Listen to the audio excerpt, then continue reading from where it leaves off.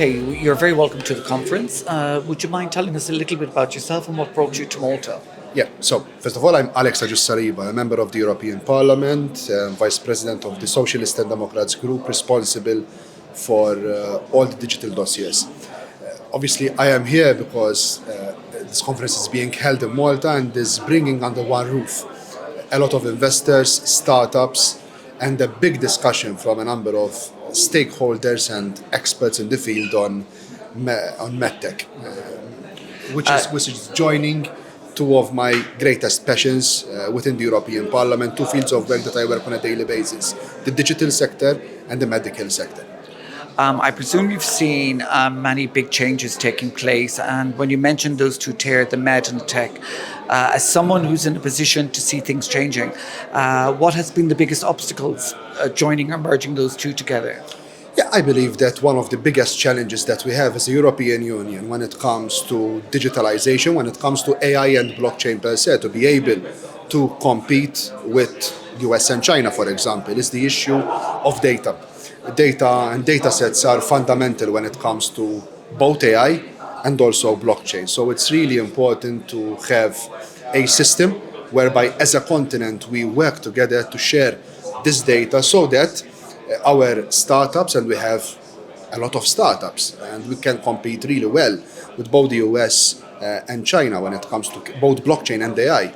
But our aim is to scale up. So the startups, the small businesses, the innovators will be able to grow their companies and ultimately be a success. That is our aim. Malta, for many years, has been kind of, we believe, at the forefront of pushing this blockchain and AI. And of course, we've had our difficulties, but we're getting there.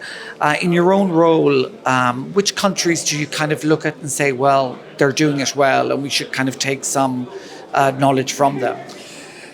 I am a firm believer, as a European parliamentarian, that this should not be a rat race between different member states. This should be a challenge that we have as a union. Why?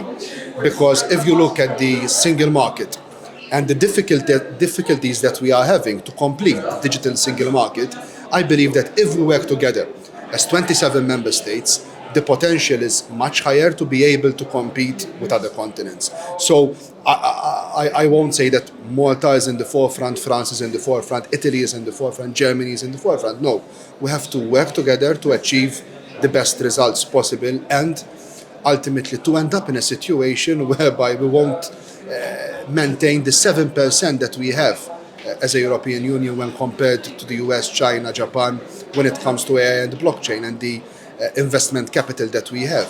We have the potential to become leaders because we are already leaders when it comes to research and when it comes to startups. So we need to scale up, and to scale up, we need to work together.